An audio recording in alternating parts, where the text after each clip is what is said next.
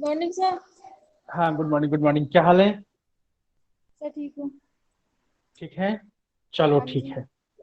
हम लोग काम शुरू करते हैं आज का। हाँ जी सर। जी।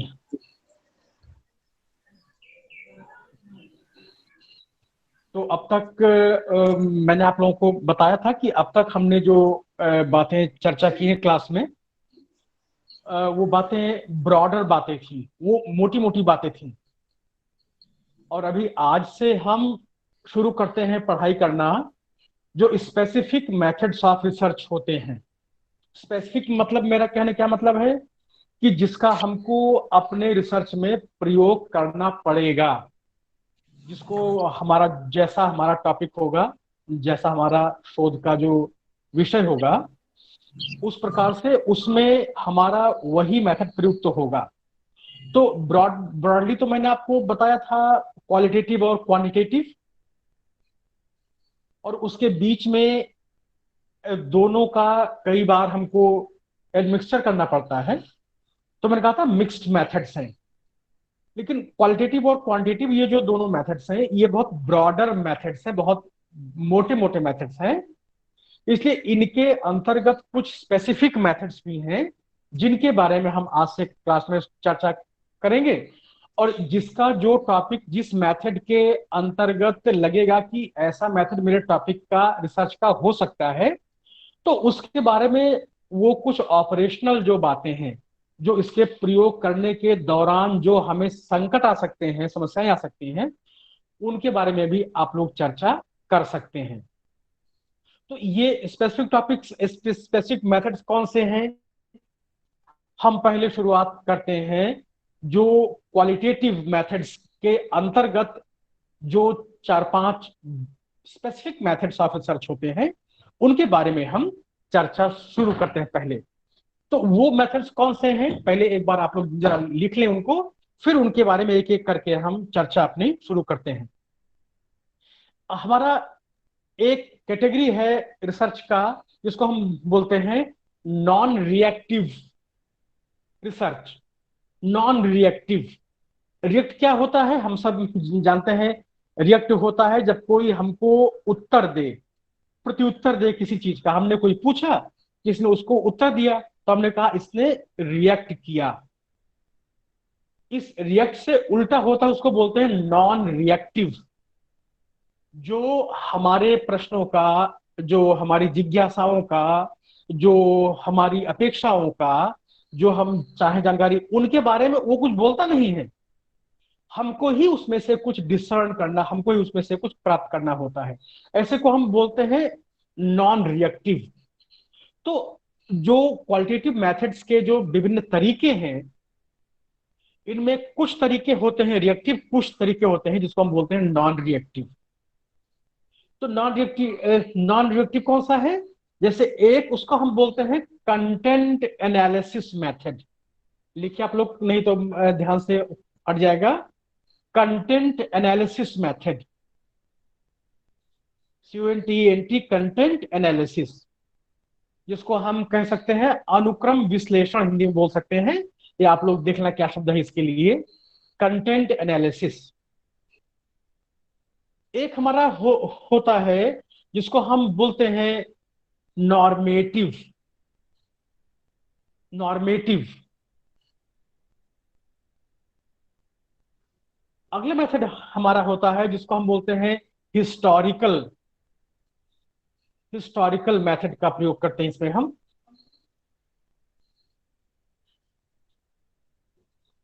एक और मेथड है जिसको हम बोलते हैं कंपैरेटिव। कंपैरेटिव।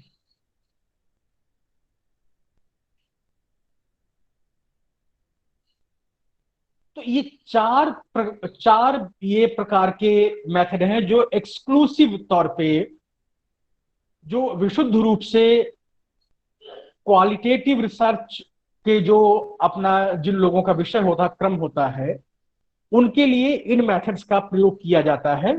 आज हम इनमें से एक या दो मेथड के बारे में चर्चा करेंगे, और बाकी का विषय हम सोमवार को, मंडे को देंगे, देखेंगे।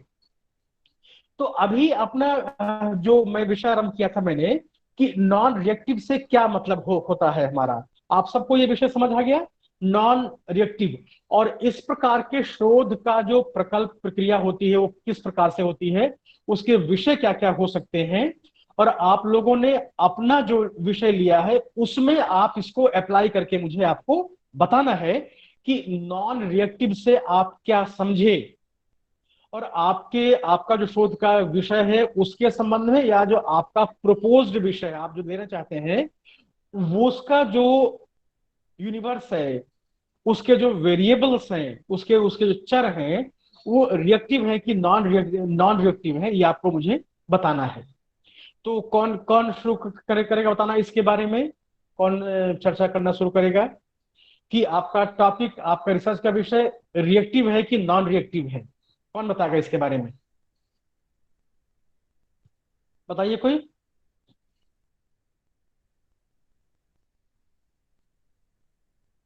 या किसी का नाम लेकर पूछना पड़ेगा?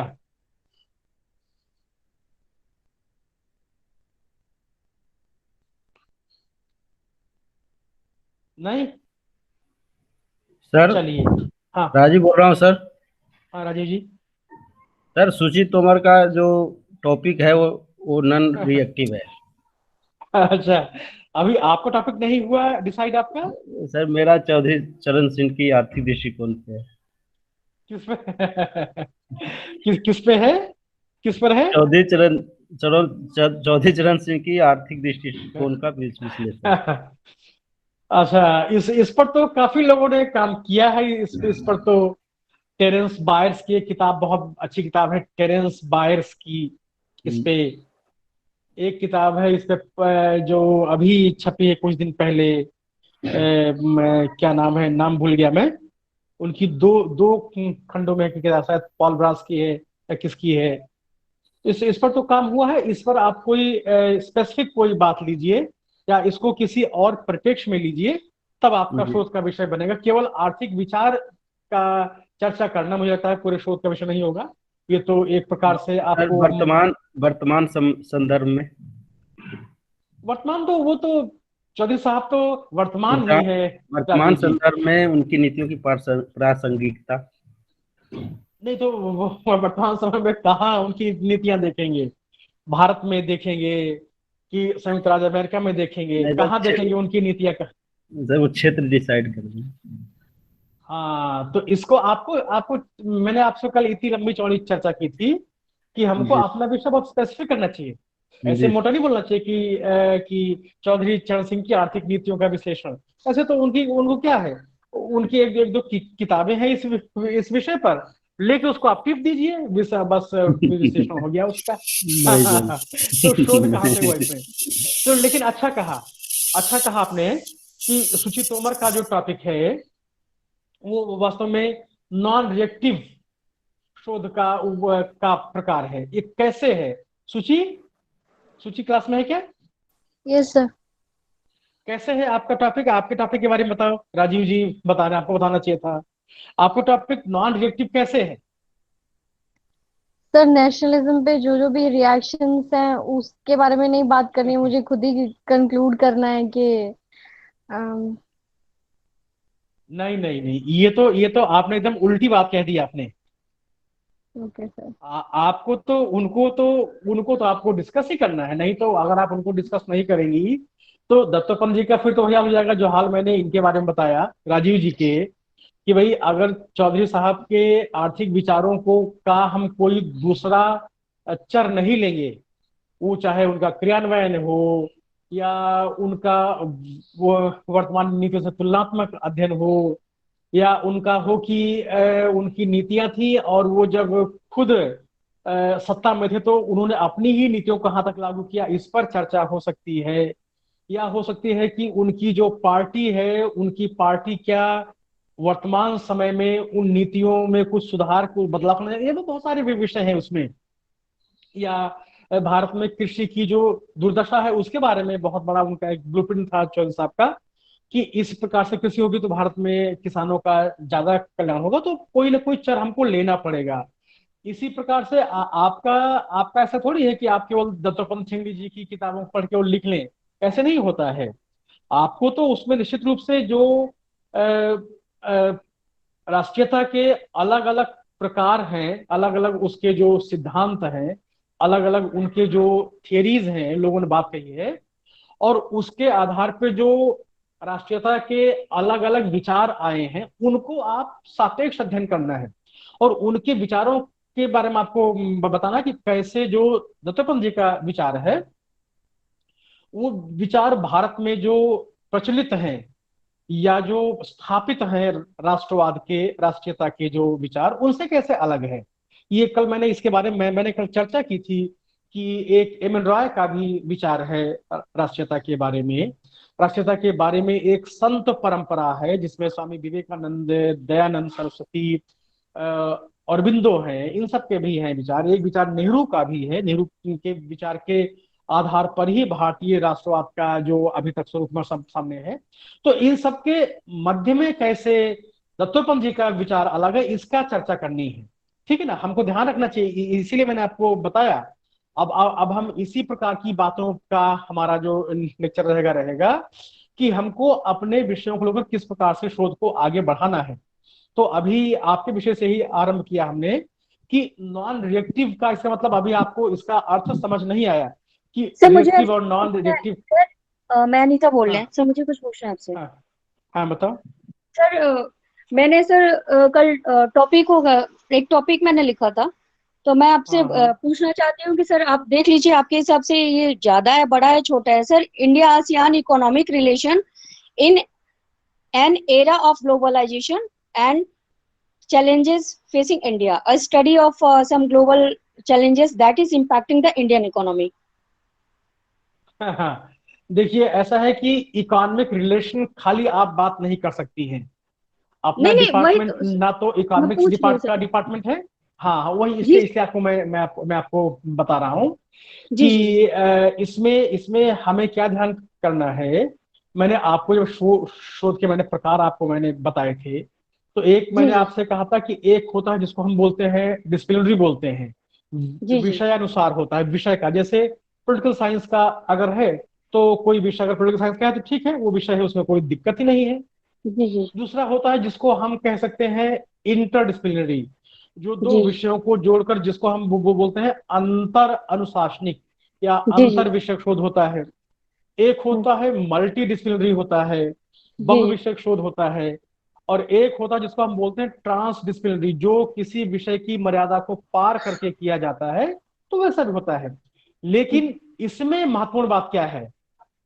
महत्वपूर्ण बात इसमें ये है कि हर व्यक्ति को अपना एक लोकस, LOCUS लोकस होता है। लोकस मतलब होता है अपना, उसको अपनी स्थानीयता, अपना उसको ठिकाना, मुकाम, जिसको हम बोलते हैं एंकरिंग।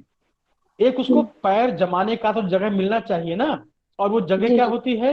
वो उसका पेरेंट डिसिप्लिन होता है। जैसे UGC का अगर किसी को एग्जाम देना हो नेट का, जी जी तो नेट के एग्जाम के लिए बहुत सारे पेपर हैं। एक दिन मुझे कोई बताया कि 80-85 के आसपास पेपर है। मैंने कहा इतने ज्यादा पेपर कैसे हो गए? तो विषय तो हम सब कम पढ़ाते हैं उस चीज में। तो बोले नहीं नहीं साहब, कुछ बहुत सारे ऐसे हैं जो मल्टी डिसिप्लिनरी और ट्रांस डिसिप्लिनरी सब्जेक्ट्स हैं। मैंने कहा ऐसे कैसे विषय हैं? तो उन्होंने कहा कि जैसे एक पेपर है उनके पास UGC में, जिसको बोलते हैं बौद्ध, जैन, गांधी और पीस स्टडीज। तो जी इन्होंने जो बुद्धिस्ट स्टडीज, रिलीजियस स्टडीज और गांधीयन स्टडीज और पीस स्टडीज, चार को मिला के इन्होंने एक पेपर बना दिया है, जिसको नाम दिया है इन्होंने Buddhist, Jainism, Gandhian and peace studies, ऐसा ऐसा करके बना दिया। ऐसे वुमेन स्टडीज है। तो वुमेन स्टडीज जो जो जो है, ये ट्रांस डिसिप्लिनरी पेपर है। ये जो जो मैंने आपसे कहा, जो बुद्धिस्ट, जैन, गांधी और पीस स्टडीज क्या था, ये मल्टी डिसिप्लिनरी पेपर था मल्टीपल। ये। मल्टी डिसिप्लिनरी क्योंकि इसमें जी बहुत सारे विषयों को एक साथ जोड़ा गया विषय। है। लेकिन वुमेन का जो है विषय, ये ट्रांस डिसिप्लिनरी है, ये हाँ। सारे विषयों की मर्यादा से आगे उठ गया है। इस विषय के अध्ययन के लिए जो केंद्र में रखा गया है, वो महिलाओं को रखा गया है। और स्त्री विमर्श के नाते उनकी जो भी समस्याएं हैं, वो चाहे सामाजिक हो, आर्थिक हो, राजनीतिक हो, मनोवैज्ञानिक हो, वो वायलेंस का हो, वो कानून का हो, जितने भी हैं, तो ये किसी विषय की मर्यादा को ये पार कर गया है। इसलिए इसलिए यूजीसी में जो अगर आपको एग्जाम देना हो तो हर पेपर को देने के लिए उसमें आता लिखी होती है कि कौन से व्यक्ति इस पेपर को दे सकते हैं। जी जी तो पॉलिटिकल साइंस का अगर कोई भी व्यक्ति है तो वो व्यक्ति साइकोलॉजी का पेपर नहीं दे सकता है, क्योंकि उसकी मास्टर डिग्री साइकोलॉजी में नहीं होती है। तो इसलिए जी आप सबका जो पेरेंट डिसिप्लिन क्या है वो पॉलिटिकल साइंस है। तो आपका विषय कैसे हो सकता है? वो पॉलिटिकल साइंस का हो सकता है, वो पॉलिटिकल साइंस का हिस्ट्री से मिलाकर हो सकता है, या वो जी पॉलिटिकल साइंस के साथ साथ साइकोलॉजी और सोशोलॉजी दोनों के साथ हो सकता है, या फिर वो वुमेन स्टडीज टाइप का पेपर हो जो इस विषयों की मर्यादा से आगे चला गया, और वुमेन स्टडीज में अध्ययन करते हुए आप उस विषय का जो राजनीतिक पक्ष है उसका आप अध्ययन करें। अच्छा। Political empowerment of women in actually India, sir ऐसा मैंने विषय आपसे आप। मैंने इसलिए पूछा था ना, क्योंकि आपने कहा था ना कि मतलब कोई पैसिफिक एरिया पकड़ के मतलब उस पे शोध नहीं किया जा सकता, नहीं क्योंकि वैसे तो नहीं ब्रॉड नहीं, तो मैंने किया। स्पेसिफिक तो ऐसे थोड़ी आप ले सकती हैं कि application of law of gravitation, ठीक है, इन मेरठ सिटी, जी ऐसे ऐसे थोड़ी आप लिख सकते हैं कि मेरठ मतलब सर शहर सर में आप गुरुत्वाकर्षण के नियम। सर मेरी बात सुन लीजिए, वो आप सर आप हाँ ये कहना चाह रहे हैं ना कि हाँ इंडिया आसियान इकोनॉमिक रिलेशन पे मतलब नहीं हो सकता, क्योंकि वो इकोनॉमिक मतलब किसी और हाँ बिल्कुल नहीं, कहना चाह रहे किसी और नहीं, वो इकोनॉमिक्स का हैं। हाँ विषय आपका बनता है। आपको पॉलिटिकल साइंस, और इससे मैंने कल आपको जुड़े हुए मुद्दे कल मैंने आपको बहुत विस्तार से बताए थे, हाँ, वही मैं आपसे उनको पूछ रही आपको उनको आपको रखना पड़ेगा। जैसे हूँ। अगर जो टॉपिक इसका मेघा का है, वो जी क्यों जी जी क्यों सर। टॉपिक ठीक है? क्योंकि वो भारत का चीन से संबंधों का अध्ययन करता है। तो विदेश जी जी नीति जी हम सबका बहुत महत्वपूर्ण हिस्सा है, उस पर कोई अध्ययन कर सकता है उस पर।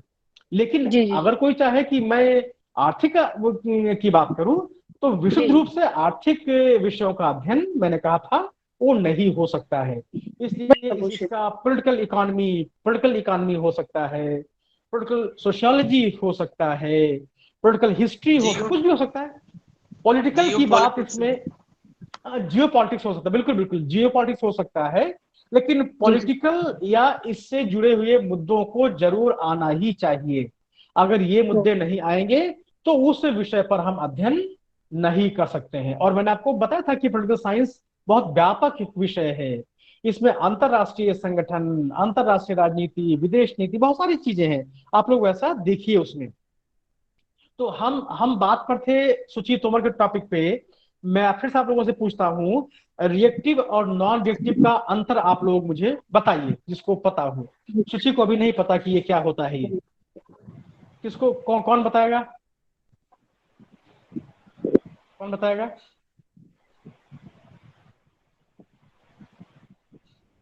प्रमोद जी आप बताओ। प्रमोद। एक मैं सर थोड़ी हाँ देरी से जुड़ा तो मैं रिएक्टिव नॉन रिएक्टिव का सुन पाया सिर्फ। अच्छा, सुन नहीं पाए, चलो ठीक है।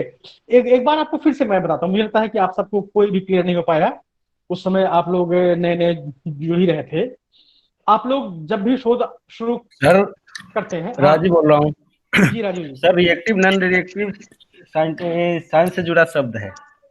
अच्छा। उसमें मटेरियल आता है रिएक्टिव नॉन रिएक्टिव, जो हाँ हाँ प्रतिक्रिया कर सकता है नहीं कर सकता है। हाँ हाँ जैसे केमिकल रिएक्शन में आता है। तो सर उसी हाँ हाँ उसी उसी अंदाज में रिएक्टिव हम रिएक्ट करते हैं कि नहीं, मतलब उसी हाँ प्रतिक्रिया देते हैं कि नहीं, प्रतिक्रिया है। हाँ हाँ, तो एक तरह से प्रतिक्रिया है। प्रतिक्रिया है, एगेंस्ट। हाँ लेकिन लेकिन इसमें इसमें एक मूल अंतर है राजीव जी। जी सर। आपने दृष्टांत साइंस का दिया, हमको दृष्टांत लेना चाहिए सोशल साइंस का, ह्यूमन जी साइंस का। जी। और इसलिए इसलिए आप ये नहीं कह सकते कि ये केवल साइंस में ही रिएक्शन होते हैं। नहीं सर, सोशल रिएक्शन साइंस भी अब साइंस ही हो गया है। नहीं नहीं नहीं ना। सर हम तो कह साइंस सकते को हैं हम क्या? छोड़ साइंस को हम छोड़ दें तब भी जी ह्यूमन रिएक्शन भी तो होते हैं भाई। जी सर, होता है, आपने किसी को डेली होता आपने है, हाँ जीवन देखिए का देखिए अंग है। हर हाँ हाँ हाँ। तो हमको यहाँ पर बात है, हमको हमको अपनी बात यहाँ पर लानी है कि जब भी हम शोध करते हैं तो हमारे शोध में जो शोध का हमारे जो मूल आधार होता है वो हमारे वेरिएबल्स होते हैं, वो हमारे चर होते हैं। किन चरों को लेकर हम अपना शोध करते हैं? जैसे सुजीत तोमर के टॉपिक का जो वेरिएबल क्या है, इसका एक वेरिएबल है थियरी ऑफ नेशनलिज्म, राष्ट्रवाद का सिद्धांत है। दूसरा चर क्या है इसका?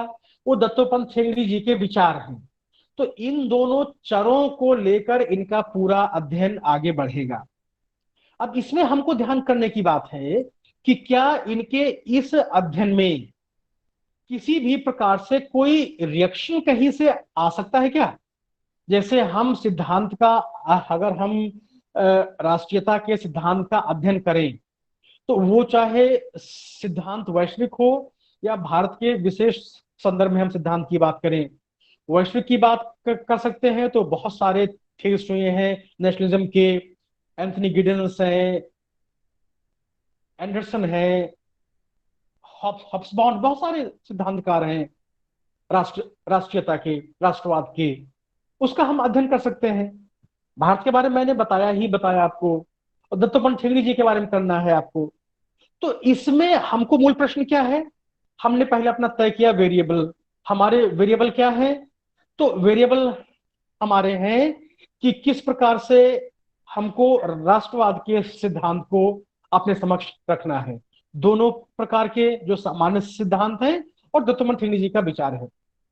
अब दूसरा विषय हमको ध्यान यहां करना है कि क्या जब हम इनका अध्ययन करेंगे तो हमको क्या कोई ऐसा समय आएगा जब हम इनमें किसी व्यक्ति से, किसी संस्था से, किसी ऐसे एलिमेंट से हमारी मुलाकात होगी जहां से हमको कुछ रिएक्शन प्राप्त होगा, जहां से हमको कुछ प्रतिक्रिया प्राप्त होगी? ये हमको ध्यान करना है। अगर हमको कहीं से प्रतिक्रिया प्राप्त करने की का गुंजाइश नहीं लगती है तो वो हमारा नॉन रिएक्टिव शोध होता है। जैसे राजीव जी ने कहा कि सूची का शोध नॉन रिएक्टिव है। क्यों है? क्योंकि इसमें जो जो सिद्धांत थेरिस्ट ने दिए हैं उन सिद्धांतों को जानने के लिए सूची को केवल किताबें पढ़ना है। इसको ना तो ऐसे लोगों से मिलना है, ना उनका इंटरव्यू करना है, ना उनसे कोई प्रश्न पूछना है, ना उनको कोई प्रश्नावली देकर उनके उत्तर की अपेक्षा करनी है, कुछ नहीं करना है। इनको जो एनालिटिकल फ्रेमवर्क होता है, जो विश्लेषणात्मक, ये जो अपना क्रम तय करेंगी शोध का, मैंने आपसे कहा था कि शोध को तय करते हुए हमको अपना फ्रेमवर्क लिखना चाहिए कि हम क्या क्या चीजों को इसमें शामिल करेंगे, किन किन चीजों को हम इससे बाहर रखेंगे। तो क्योंकि अगर आप ये नहीं करेंगे, अपने स्कोप या लिमिटेशन नहीं लिखेंगे, तो अपेक्षा ये होगी कि आपने सब कुछ उसके बारे में लिख दिया, जबकि ऐसा संभव नहीं होता है पीएचडी लेवल पे। हमको थोड़ा अपने शोध को सीमित करना चाहिए। इसलिए जिस भी फ्रेमवर्क में सूची अपना शोध करेंगी तो इनको किसी व्यक्ति से मिलने की आवश्यकता इनको नहीं है इसमें, और ना ही किसी प्रकार का इनको प्रश्नावली, इंटरव्यू, साक्षात्कार, फील्ड सर्वे करने की जरूरत है। इनको केवल पुस्तकों को पढ़ के ही सारा अपना अध्ययन संपन्न करना है। इसलिए इनका शोध नॉन रिएक्टिव है। जबकि इसके उल्टे रिएक्टिव कैसे होता है? मान लीजिए कि कोई व्यक्ति, है जी, हाँ कौन बोला? सर ऐसे तो कह सकते हैं सेकेंडरी सोर्सेस पे जो रिसर्च हो रहे हैं वो नॉन ना रिएक्टिव ना हो ना, जाएंगे। नहीं नहीं नहीं नहीं, इसका मतलब कि आपको प्राइमरी और सेकेंडरी सोर्स की कल्पना ही नहीं स्पष्ट। आपको कौन बोला? प्रमोद बोल रहे हैं क्या? प्रमोद ने बोला था ये बात यस क्या? सर। हाँ, प्रमोद जी क्लास यस में सर। ना आने का ये प्रमाण है। ये आपने जो बातें नहीं, कही, ये बात इस बात का प्रूफ है कि आप क्लास में नहीं आए थे। इसलिए जब हमने चर्चा की थी प्राइमरी और सेकेंडरी सोर्सेज की, तो आपने ना सुना, ना आपने, और पढ़ने का प्रश्न नहीं है, इसलिए आपको पता नहीं सेकेंडरी सोर्स, प्राइमरी सोर्स क्या होते हैं। केवल एक लाइन में आपके लिए मैं बता रहा हूं कि प्राइमरी सोर्स उन सोर्सेस को हम यस बोलते सर। हैं, प्राइमरी सोर्स हम उन सोर्सेस को बोलते हैं जो सोर्स फ्रॉम हॉर्सेस माउथ मिलते हैं हमको। एक एक कहावत है अंग्रेजी में, फ्रेज है हॉर्सेस माउथ। क्या मतलब होता है हॉर्सेस माउथ का? शाब्दिक शाब्दिक अर्थ नहीं बोलना कि घोड़े के मुंह से, ये अर्थ नहीं बोलना है। क्या प्रत्यक्ष रूप इसके लिए कोई कोई शब्द है क्या, कोई मुहावरा इसके लिए है, ऐसा कोई जुमला है हिंदी में जो हम कहें हॉर्सेस माउथ? नहीं है, चलो कोई बात नहीं। तो हमको जो पहली बार हमारे सामने आते हैं या प्रत्यक्ष जहां से हमको चाहिए वहीं से मिलते हैं हमको, बीच में किसी ने उसके ऊपर अपना मस्तिष्क नहीं लगाया है, इसको हम बोलते हैं प्राइमरी सोर्स। तो अगर हम कहें कि हॉब्स की किताब है लेवियाथन, तो वो आपकी दृष्टि में क्या है, वो प्राइमरी सोर्स है कि सेकेंडरी सोर्स है वो?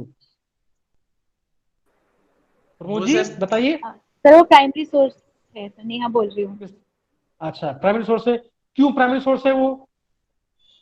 सर उसने वो खुद मतलब वहाँ जहाँ पे सर वो रहा था, जिस गांव में, अपने गांव में रहा था सर, उसने एनालाइज करके सर उसने लिखा था खुद से, तो उसने कहीं से डाटा उठाया नहीं था सर, ये बोल सकते। अच्छा, और मान लीजिए किसी ने, जैसे मैंने कहा था कि इसने इसने तो डाटा उठाया था अरस्तु ने, तो अरस्तु की किताब क्या सेकेंडरी सोर्स हो गई? सर अरस्तु की भी प्राइमरी सोर्स ही है और हॉब्स की भी, क्योंकि उसने जो अपने से खुद जो बोला है, खुद के उसके जो विश्लेषण है, खुद का जो उसका वो है, अब उसके लेवियाथन पर फिर हॉब्स के विचारों पर कोई लिखता है तो फिर वो सेकेंडरी हो जाएगा। हाँ क्या जी, और कोई बोलेगा इसके बारे में? और कोई बोलेगा? और कोई बोलेगा इसके बारे में? अजय, अजय क्लास में है क्या? Yes sir. हाँ सर हूँ अजय, सर। अजय आप बताओ प्राइमरी सर सोर्स जो किसे कहते हैं हम लोग? सर प्राइमरी सोर्सेस उन सोर्सेस को बोलते हैं जो फंडामेंटल है, जहाँ से स्टार्टिंग हुई है, किसी कॉन्सेप्ट को किसी ने डिस्क्राइब किया पहली बार, तो वो जो भी जहाँ पे भी आएगा तो वो सोर्स, वो जो कॉन्सेप्ट है वो प्राइमरी सोर्सेस में आएगा। जैसे जो गांधी ने हिंद स्वराज के अंदर बोला, तो वो एक बुक हम उसको प्राइमरी सोर्स ले सकते हैं उसको, लेकिन उसका किसी ने समरी लिखा है या उस पर कुछ कमेंट किया है, उसको लेके आगे की कोई बात करी है, तो वो सेकेंडरी सोर्स। इसमें इसमें एक चीज मैं जोड़ूंगा आपकी बात में क्लैरिटी करने के लिए, कि बहुत सारे शब्दों का प्रयोग लोग करते हैं अपने लेखन में। जैसे अभी एक कॉन्सेप्ट आया है, एक लेखक हैं जिनका नाम है पार्था चटर्जी। तो इन्होंने एक कॉन्सेप्ट दिया है पॉलिटिकल सोसाइटी का। पॉलिटिकल हम लोगों ने अब तक सुना हुआ है सिविल सोसाइटी, इन्होंने कॉन्सेप्ट दिया पॉलिटिकल सोसाइटी। ऐसे ही योगेंद्र यादव हैं, ये चुनाव पर खूब लिखते हैं, तो ये लिखते हैं first wave of resurgence, second wave of resurgence. तो ऐसे हम शब्दों का तो हम प्रयोग कर, जैसे रजनी कोठारी की किताब है उसमें उन्होंने पहली बार प्रयोग किया कांग्रेस सिस्टम, तो ऐसे शब्दों का तो प्रयोग करते हैं, परंतु शब्दों के प्रयोग से लिखी हुई बातों को हम हमेशा प्राइमरी सोर्स नहीं कहते हैं। लिखते लिखते व्यक्ति किन्हीं नई अवधारणाओं, किन्हीं नए विचारों को किसी नए शब्द का प्रयोग कर सकता है। जैसे एक व्यक्ति है अचिन विनायक, तो उसने अपनी किताब में लिखा है कि भारतीय चुनाव का जो स्वरूप है, वो शब्द प्रयोग करता है, ये प्लेबिसिटरी होता है। हम सबने सुना है प्लेबिसिट, प्लेबिसिट होता है जनमत संग्रह होता है, जनमत संग्रह। तो वो कहते हैं कि भारत के हर चुनाव में एक मुद्दा उछलता है और उस मुद्दे पर एक प्रकार का जनमत संग्रह सा हो जाता है और लोग भेड़ चाल से उसी के पक्ष में या विपक्ष में वोट करते हैं। ऐसे बहुत सारे मुद्दे आए, लेकिन इनकी किताबों को हम प्राइमरी सोर्स नहीं कहते हैं, ये ध्यान रखने की बात है। राजीव बोल रहा हूँ। हाँ जी सर राजीव। जैसे चश्मदीद गवाह होता है, किसी घटना हाँ का चश्मदीद गवाह हाँ होता है, जो हाँ चश्मदीद गवाह लिखेगा या बोलेगा वो हाँ प्राइमरी सोर्स होगा। और साइंस की तरफ जाया जाए तो हाँ प्राइमरी बाइंडिंग और सेकेंडरी बाइंडिंग होता है।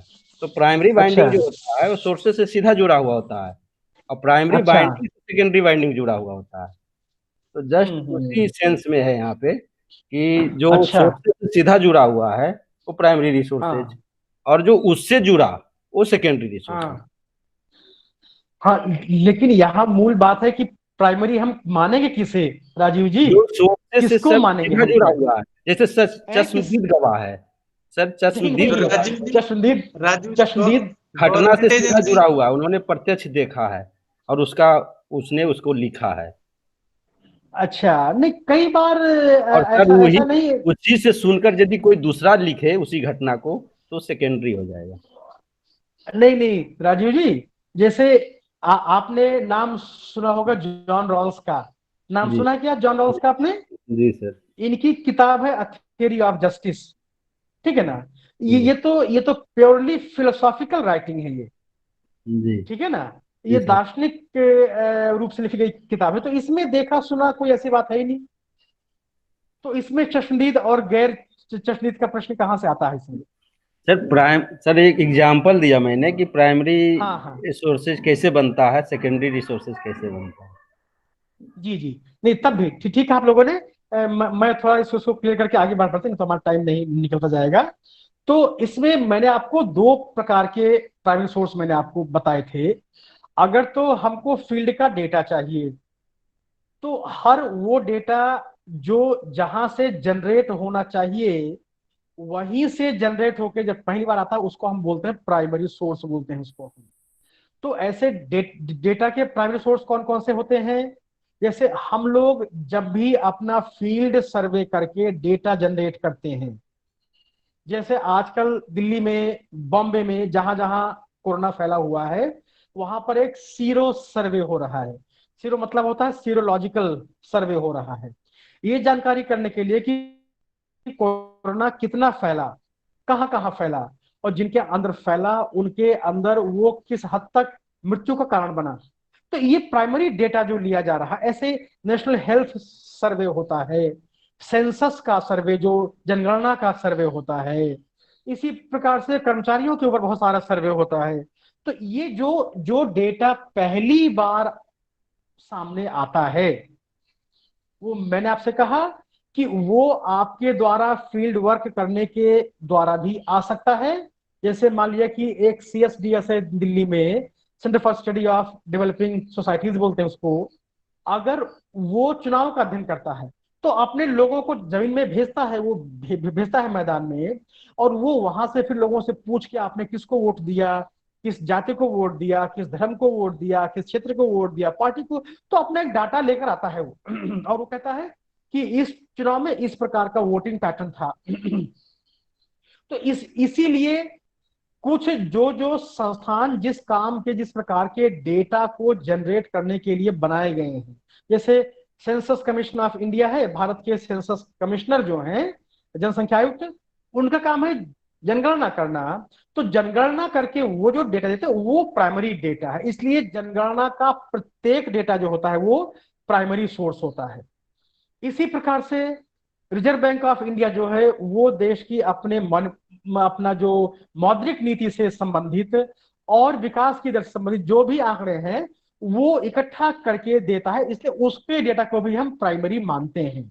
मैंने कहा कि आप भी फील्ड में कहीं जाएं, किसी गांव में, किसी ब्लॉक में, जिले में, आप देखें कि इतने लोग हैं, इतने स्त्री, इतने पुरुष, इतना माल नरिष्ठ है, कुपोषित इतने, सुपोषित इतने बच्चे, इतने स्त्री, इतने पुरुष, ये जो भी डेटा अप्लाई है ये सारा डेटा हमारा क्या होता है, ये प्राइमरी होता है। तो एक तो हमको ध्यान करना है कि डेटा के आधार पे प्राइमरी सेकेंडरी होता है। जो डेटा पहली बार, ये अब यहाँ पर इनकी बात सही है राजीव जी की, कि जो चश्मदीद रूप से जिसने जिस डेटा को देखा, वो प्राप्त किया, वो जो कहता है उसके बाद को हम प्राइमरी डेटा अपना मानते हैं, यहां तो बात ठीक है। लेकिन दूसरा अपना प्राइमरी सोर्स जो होता है वो लिटरेरी क्रिएशंस भी होते हैं। जैसे अपने वेद हैं, पुराण है, महाभारत है, और गीता है, रामायण है, ये सारे अपने प्राइमरी सोर्स ही इनको मानते हैं। क्यों इनको प्राइमरी सोर्स मानते हैं? क्योंकि इनको जब लिखा गया उस समय ना तो कोई संदर्भ था, ना कोई सहायक ग्रंथ था, ना किसी प्रकार की चर्चा वार्ता थी, ना किसी प्रकार की आलोचना विश्लेषण की दृष्टि थी। ये सहज रूप से जो जो लोगों को लगा उसको लेके उन लोगों ने लिख दिया। और इसीलिए जिन भी लोगों ने मौलिक रचनाओं का लेखन किया वो सारे जो चिंतक होते हैं, हम शुरू कर सकते हैं। मैंने कहा कि प्राचीन भारतीय परंपरा से कौटिल्य का जो अर्थशास्त्र है वो सेकेंडरी नहीं है, उसको कौटिल्य ने किसी की सहायता से नहीं लिखा, उनको जो जो ध्यान आया, जो जो उन्होंने सोचा, उनका एक मंडल सिद्धांत है अंतरराष्ट्रीय राजनीति के लिए। तो मंडल सिद्धांत में उन्होंने जो देखा वो उन्होंने लिखा, जो उनको समझ आया। इसी प्रकार से अरस्तु, प्लेटो, हॉब्स, लॉक, रूसो, जितने या रॉल्स तक जितने लोगों ने लिखा, उन सब लोगों ने अपना चिंतन किया, कल्पना किया, एक फ्रेमवर्क दिमाग में आया। रॉल्स का थियरी है, उन्होंने न्याय का नया सिद्धांत दिया। तो उनको लगा कि न्याय का जो डिस्ट्रीब्यूटिव जस्टिस है ये ज्यादा बेहतर हो सकता है। इसलिए उन्होंने जस्टिस एंड फेयरनेस, उन्होंने कहा कि जो सारे काम अगर समाज में इंसाफ है, फेयरनेस है, तो वहां पर न्याय रहता है। तो ये सारे काम हमारे प्राइमरी सोर्स होते हैं। और इसीलिए जो मौलिक चिंतक हैं, जैसे दत्तोपंत ठेंगड़ी जी ने जो लिखा है, वो उन्होंने किसी कोर्स के लिए किसी किताब को पढ़कर किसी प्रकार के विश्लेषण की दृष्टि लेकर ऐसा नहीं किया। उनके ध्यान में जो जो अपने सोच, अपनी चिंतन में दृष्टि आई, उसको उसको वो लिखते गए। इसी प्रकार से चौधरी जी ने जो लिखा वो उनका मौलिक आधार था उनका लिखने का। इसलिए प्राइमरी सोर्स में जिसने ये कहा था कि सूची का शोध का सोर्स सेकेंडरी है, वो गलत कहा था उसने।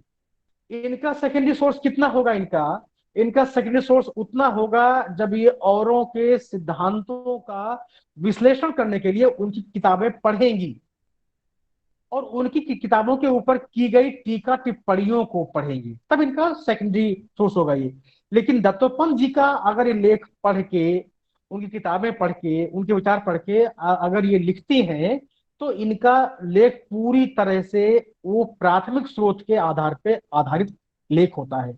इसी प्रकार से मान लीजिए कोई कोई व्यक्ति साहित्य में शोध करता है, हिंदी में, अंग्रेजी में, किसी और भाषा में शोध करता है, तो अगर किसी लेखक के ऊपर वो शोध करता है, जैसे मान लीजिए कि आप शोध करें प्रेमचंद के ऊपर, या कोई व्यक्ति शोध करे महादेवी वर्मा के ऊपर, तो महादेवी वर्मा की जितनी काव्य रचनाएं हैं या प्रेमचंद की जितने उपन्यास कहानियां हैं, वो सब के सब प्राइमरी सोर्स हैं, वो सब प्राथमिक स्रोत हैं। उनको लिखने के लिए उन्होंने कोई और किसी किताब की सहायता नहीं लिया, कोई उन्होंने विश्लेषण के लिए कोई और ग्रंथ अध्ययन नहीं किया। उन्होंने बहुत सहज तरीके से अपनी कल्पना के आधार पे अपने उपन्यास, कहानियां और कविता को लिखा। और इसलिए इस प्रकार का जो लेख होता है वो हमेशा प्राइमरी ही गिना जाता है। इसी प्रकार से सुप्रीम कोर्ट के जजमेंट हैं, जो अजय जिनका अध्ययन करेंगे, वो जजमेंट भी प्राथमिक स्रोत में गिनती होती उनकी, क्योंकि उन जजमेंट्स को लिखने के लिए कोई कहीं से रिसर्च ग्रांट नहीं मिली, रिसर्च का कोई प्रपोजल नहीं बना, कोई रिसर्च करने के लिए कोई रेफरेंस बहुत ज्यादा नहीं दिए गए, कोई ग्रंथ नहीं पढ़े गए। वो जजों ने एक नया मामला आया, उसके बारे में उन्होंने आर्गुमेंट सुने, तर्क सुने, सारे बहस हुई, और उसके बाद उनकी जो समझ है कानून की, संविधान की, जो अधिनियमों की, उन्होंने उसके हिसाब से अपना फैसला दिया। तो उनका हर केस में कोर्टों का फैसला नया होता, नवीन होता है, वो पुराना रिपीट नहीं होता है वो, और इसलिए उसको भी हम प्राथमिक स्रोत ही मानते हैं। तो ध्यान रखना है कि प्राथमिक स्रोत जो होते हैं वो केवल डेटा के नहीं होते हैं, वो साहित्य के भी हो सकते हैं।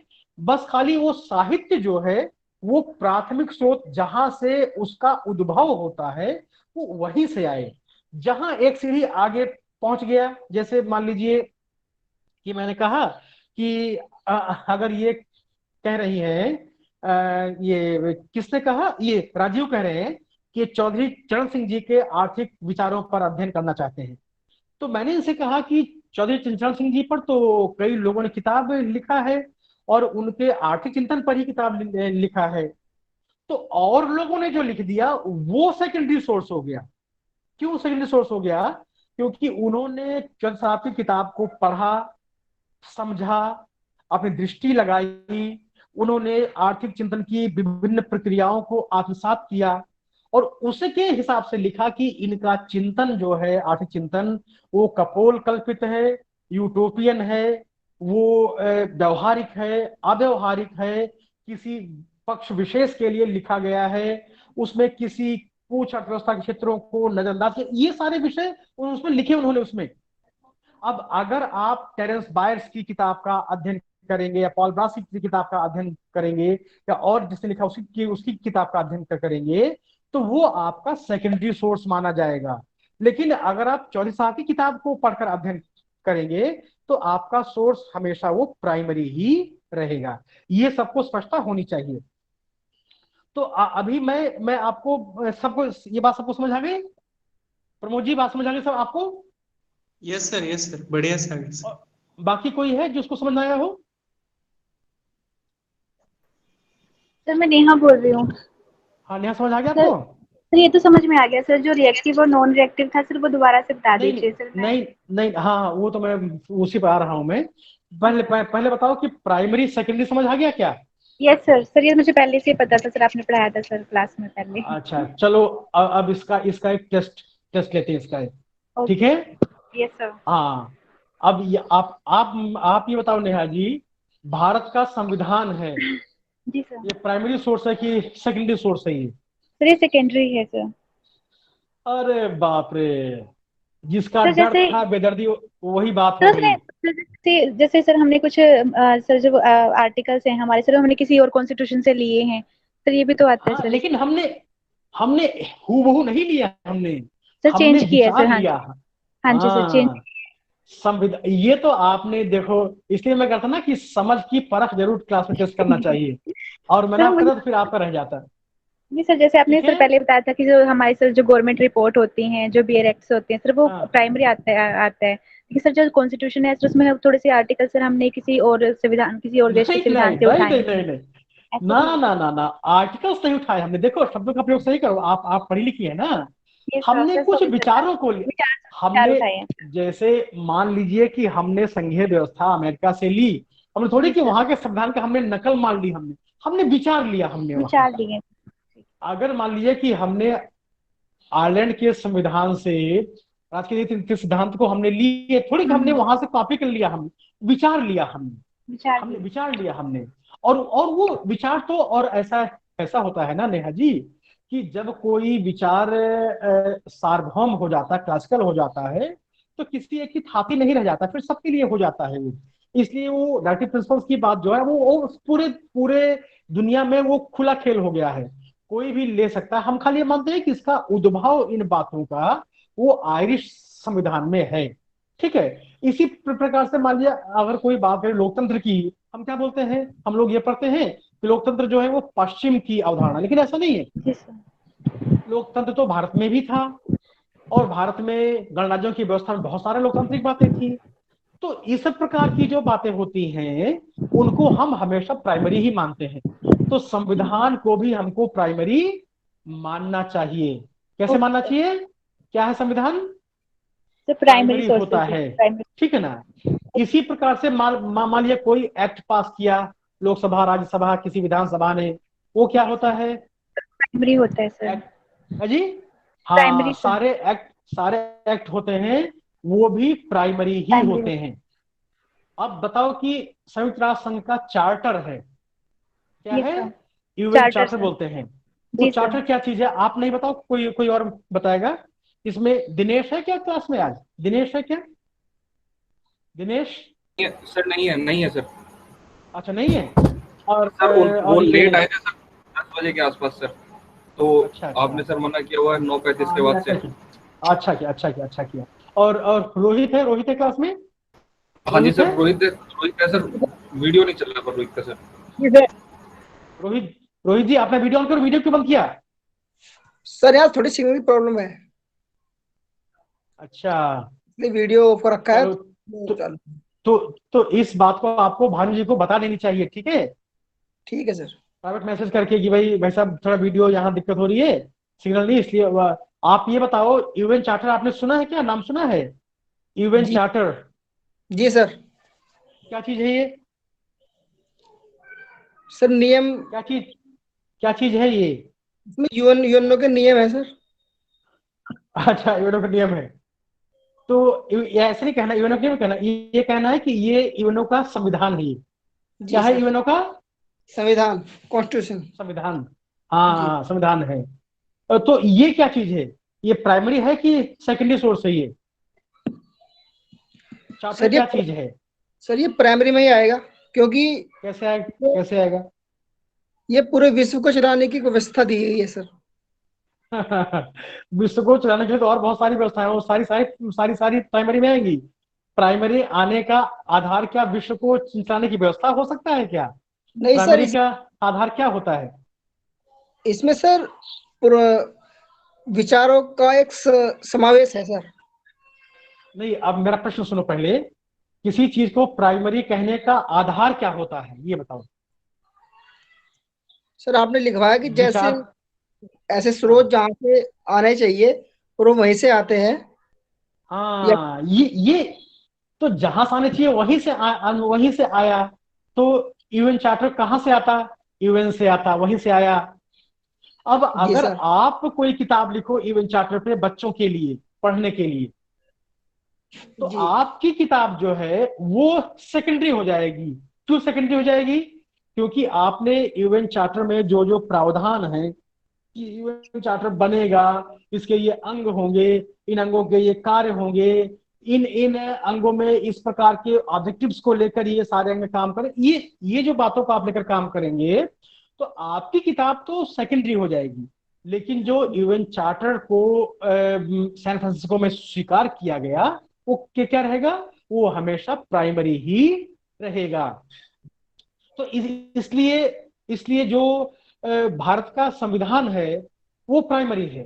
लेकिन भारत के संविधान के ऊपर डीडी बसु की किताब है, जनरल ऑस्टिन की किताब है, बी के शर्मा की किताब है, पीएम बख्शी की किताब है, एचएम सिरवई की किताब है, एम बी पायले की किताब है, सुभाष कश्यप की किताब है। तो ये सारी किताबें जो हैं, हालांकि इनमें से अधिकतर किताबें जो हैं उनमें बहुत नए विचार को, उन जिसको हम बोलते हैं कॉन्स्टिट्यूशनल लॉ बोलते हैं, संविधान में जिन बातों को सूत्र रूप में लिखा गया है उनका विवेचन है, जी उनका सर। और विस्तार है, विस्तार किया। तो क्या इस प्रकार की जो लेखकों की किताबें हैं इसको हम प्राइमरी मानेंगे या सेकेंडरी मानेंगे इनको हम? सर मैंने ये आपसे नाम बताया, डीडी बसु कितनी मोटी मोटी किताब है कॉन्स्टिट्यूशनल लॉ ऑफ इंडिया पर, जो इन्होंने संविधान की एक धारा पर 100 पन्ना लिख दिया। उसको हम क्या मानेंगे, प्राइमरी मानेंगे कि सेकेंडरी मानेंगे किताब को? सर सेकेंडरी होना चाहिए। चाहिए मत कहो, चाहिए। सर प्राइमरी होगी क्योंकि अपने विवेक से काम किया है उसने, उस पर किसने कहा? डीडी बसु ने। अच्छा, मणि प्रभा। हाँ, मणि प्रभा जी बहुत जोर लगाया दिमाग में, लेकिन तब भी गलत बताया आपने। ठीक है, जी ये सर। प्राइमरी इसलिए नहीं होगा ये, क्योंकि इन विचारों का जो स्रोत था ये किस पर लिखा इन्होंने लिखा प्राथमिक स्रोत पर संविधान। आधारित था।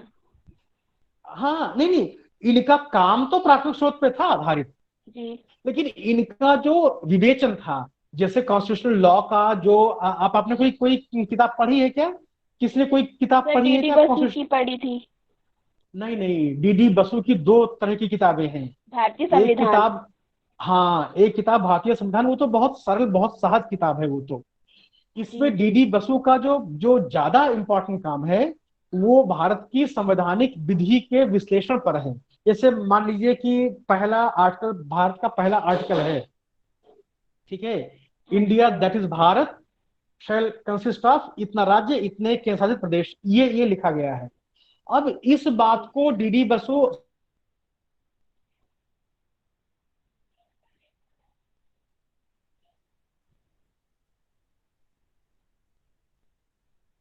बसु ने इन्होंने अध्ययन किया और मोटी मोटी किताबें जो लिखी, उन किताबों को लिखने का इनका आधार क्या बना?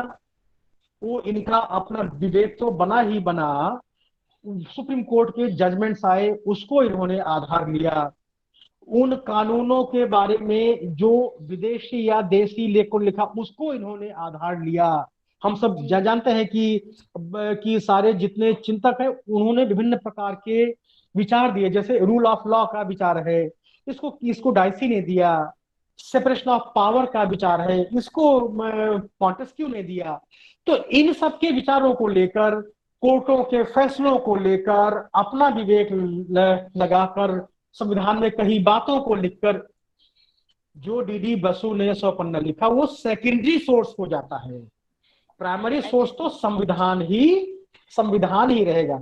जहां संविधान से आगे बात गई उसी समय वो सेकेंडरी सोर्स मान ली जाती है।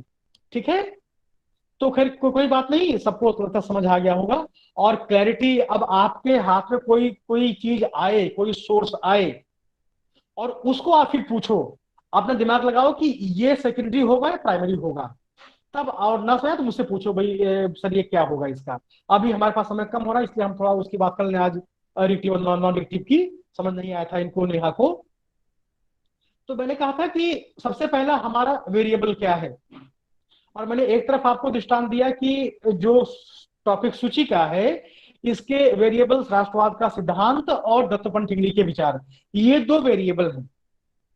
इन 2 वेरिएबल्स में कोई ऐसा जीवित व्यक्ति, कोई जीवित प्रक्रिया, कोई जीवंत दस्तावेज, कोई ऐसा जीवंत घटनाक्रम है क्या जिसको जानने के लिए हम किसी और से मिल सकते हैं, बात कर सकते हैं? अगर इसमें नहीं है तो ये हमारा अध्ययन नॉन रिएक्टिव होगा। लेकिन अगर किसी प्रकार के अध्ययन में हमको हल्का सा भी स्कोप मिलता है, हमको हल्का सा भी ऐसा अवसर मिलता है कि जहां हम उस प्रक्रिया, उस घटना, उस किताब, उस दस्तावेज, उस समस्या, उसके समाधान से जुड़े लोगों से मिल सकें। जैसे जो टॉपिक इनका है, मेघा का है कि भारत और चीन के संबंधों के बारे में इनका विश्लेषण है, इनका अध्ययन है। तो अगर इनको अध्ययन करना है अपना, तो डेटा के साथ साथ ये जो लोग हैं, जो महत्वपूर्ण व्यक्ति हैं, जो चीन और भारत के संबंधों के विशेषज्ञ हैं, जो इस विषय पर काम करते हैं, जो इस विषय पर लेखन करते हैं, जो इस विषय पर भविष्य की दिशा के लिए नीति निर्माण के संकेत देते हैं, उनसे इनको मिलना चाहिए। और उनसे मिलके अगर, जैसे बहुत सारे ऐसे घटनाक्रम होते हैं, जैसे अभी हम सब ये देख रहे हैं कि किस प्रकार से जब से मोदी जी प्राइम मिनिस्टर बने तब से मोदी जी में और शी जिनपिंग में बहुत मित्रता हो गई थी। ये चीन जा रहे हैं, वो भारत आ रहे हैं, वो शंघाई जा रहे हैं, वो अहमदाबाद आ रहे हैं, झूला झूल रहे हैं, रिवर बैंक पे तट पे घूम रहे हैं। तो ये तो ऐसा लगा जैसे अब तो भारत और चीन में कन्फ्लिक्ट के, संघर्ष के, राइवलरी के, प्रद्वंद्वता के दिन तो लगता खत्म हो गए, अब तो दोनों मित्र हो गए। परंतु ये जो घटना घटी अभी गलवान वैली की, और इस घटना में सैनिक मारे गए, ये एक नए प्रकार का क्रम था। और इस क्रम से, इस घटना से आप लोग यकीन मानिए, जितना हम सब आश्चर्यचकित हैं उतना ही आश्चर्यचकित मोदी जी भी हैं, उतना ही आश्चर्यचकित जो राष्ट्रीय सुरक्षा सलाहकार अजीत डोभाल वो भी हैं। क्योंकि इन दोनों का जो नीति थी वो ऐसी थी कि इनको लगा कि अब तो फिलहाल शॉर्ट टर्म में, जल्दी में, दो साल में भारत चीन के मध्य कोई संघर्ष होने वाला नहीं है। और यही वजह थी कि वहां पर अपना गार्ड लोअर किया गया, अपना चौकसी उसको थोड़ा कम की, हल्की की गई, और उसी का फायदा उठा के चीनी सैनिक आ गए। तो अब इस बात का एक्सप्लेनेशन जानने के लिए, इस बात का उत्तर जानने के लिए, अगर मेघा को लिखी बातें, अखबारों की रिपोर्ट, कोई और अध्ययन कोई नहीं मिलता है, तो इनको निश्चित रूप से जो स्टेक होल्डर्स हैं, जो इस घटना में शामिल व्यक्ति हैं, वो चाहे सिक्योरिटी एक्सपर्ट्स हो, वो चाहे शोधार्थी हो, या वो नेता हो, अफसर हो, उनसे भी इनको जितना संभव हो सके, जितना इनको जितनी इनकी पहुंच हो सके, जैसे ये मोदी जी तक नहीं पहुंच सकते, कोई बात नहीं, मोदी जी को छोड़ दें, हो सकता है कि अजीत डोभाल तक ना पहुंचे, उनको भी छोड़ दें। लेकिन जो देश के अपने मूर्धन्य रणनीतिक सुरक्षा के विशेषज्ञ हैं, उनसे तो ये मिल ही सकती है ना। और तब उनसे जो ये चीजें पूछेंगी तो उनका रिएक्शन आएगा, वो रिएक्ट करेंगे। और इस प्रकार से इनका जो अध्ययन है ये रिएक्टिव अध्ययन होगा। ये नॉन रिएक्टिव, ये केवल निर्जीव घटनाओं से इनका अध्ययन नहीं होगा। जैसे मान लीजिए कि अगर ये इनको लगता है कि हिंद महासागर का जियो पॉलिटिक्स, उसका मैरीटाइम जो सिग्निफिकेंस है वो जानने के लिए वो किताब पढ़ी, इनके मन में कोई प्रश्न आया, उसका उत्तर नहीं मिला, तो ये किसी नेवी के, कोस्ट गार्ड के व्यक्ति से मिल सकती हैं। ये किसी अपने क्वेरी को शांत करने के लिए, किसी अपने अनुत्तरित प्रश्न का उत्तर जानने के लिए। इसी प्रकार से सर आप लोग, हाँ राजी बोल रहा हूँ। हाँ सर राजीव जी। मैरी टाइम कंफ्लिक्ट में हम्बन टोटा बंदरगाह भी आ जाएगा जो श्रीलंका में है, क्योंकि जी ये आ जाएगा, बिल्कुल बिल्कुल बिल्कुल आ जाएगा, बिल्कुल। हाँ श्रीलंका, श्रीलंका का, हाँ हाँ बिल्कुल आएगा, बिल्कुल आएगा, बिल्कुल सर आएगा। फिर इसमें इकोनॉमिक भी आएगा। ठीक है ना।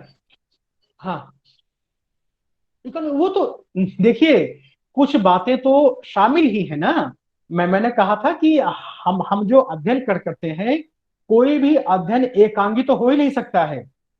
अध्ययन जो होता है वो हमेशा, उसको हम बोलते हैं इंटीग्रेटेड होता है, समेकित होता है वो। ठीक है ना। जैसे अभी जो अपने देश में एक पद बना सीडीएस का, चीफ ऑफ डिफेंस स्टाफ बना, वो क्यों बना? वो ये माना गया भाई कि ये जो आर्मी, नेवी और एयरफोर्स है, ये तीनों अलग अलग है, इनमें कोई कोऑर्डिनेशन है ही नहीं। इसलिए उस इंटीग्रेशन के लिए ये पद बनाया गया। और इसीलिए अध्ययन के बिंदु भी होते हैं।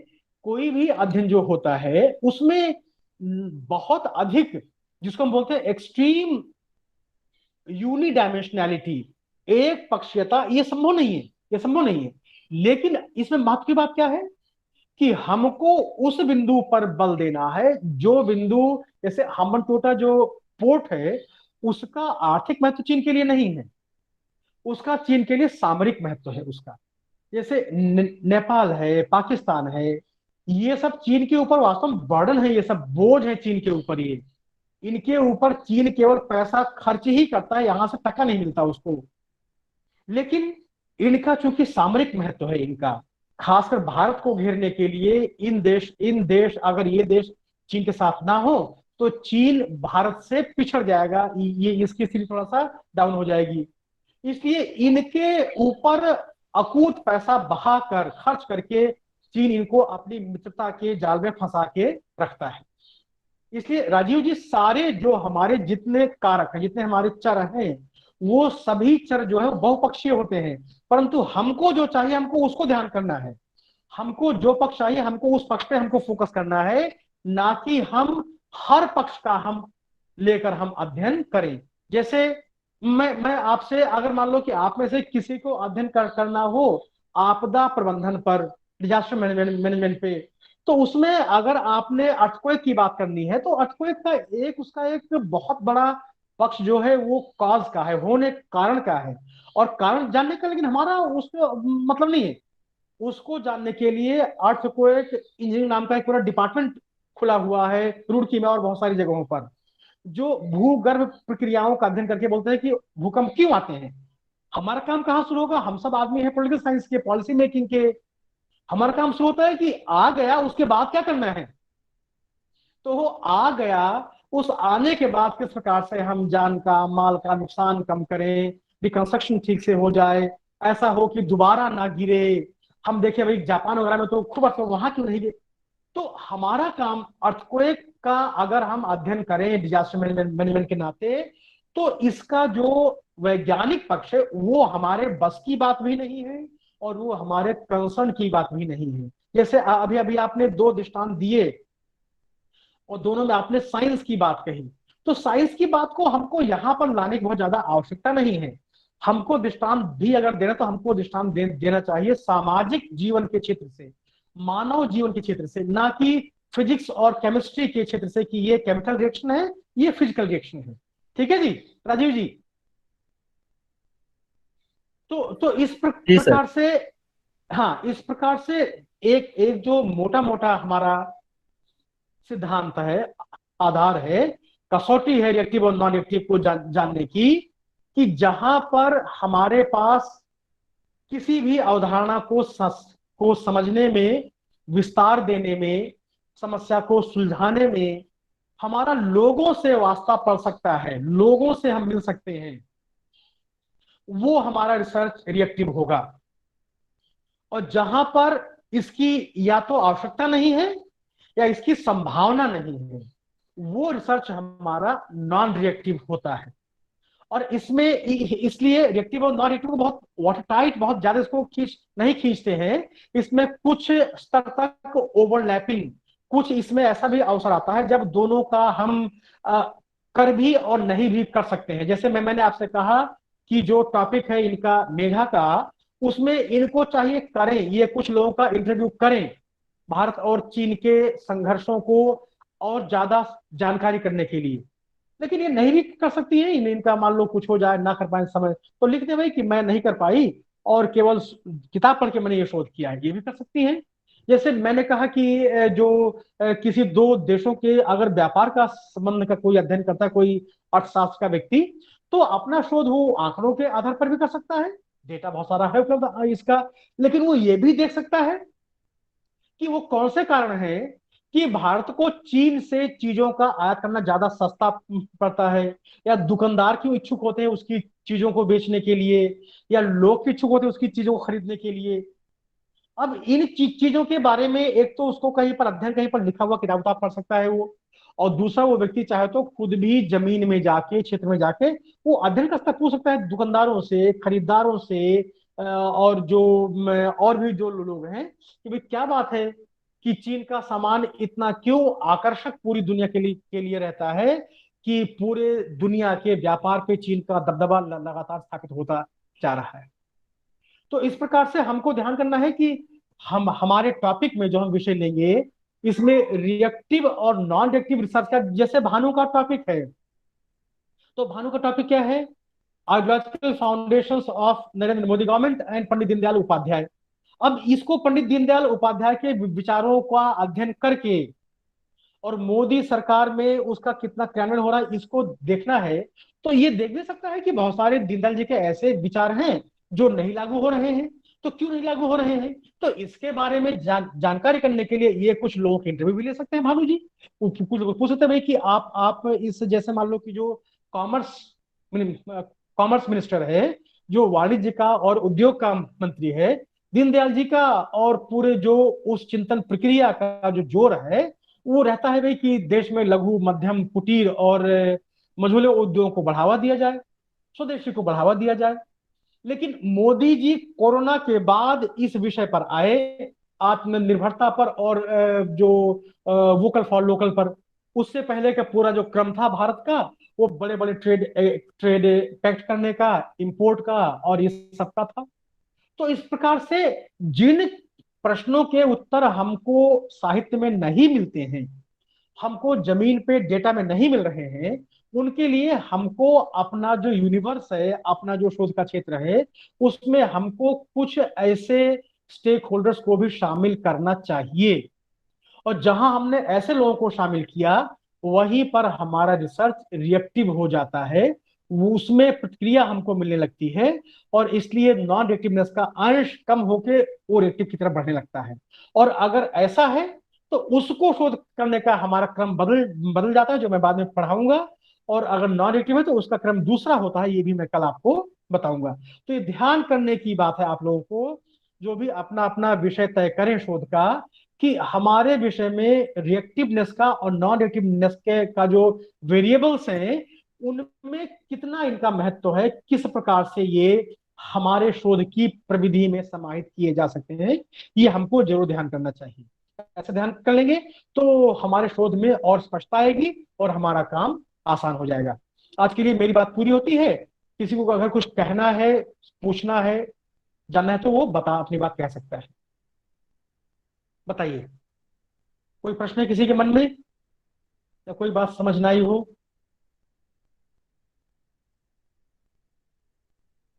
इसका मतलब सबको बातें समझ आ गई। भानु जी आ गई सर, आ गई बात समझ आ गई। हाँ भानु, आपको कुछ बातें आपको समझ आ रही है? हाँ जी सर। चलिए ठीक है, फिर आज की अपनी क्लास यही हम समाप्त करते हैं। मंडे को फिर हम लोग इसी टाइम मिलेंगे 9:30 पर। कल परसों छुट्टी रहेगी।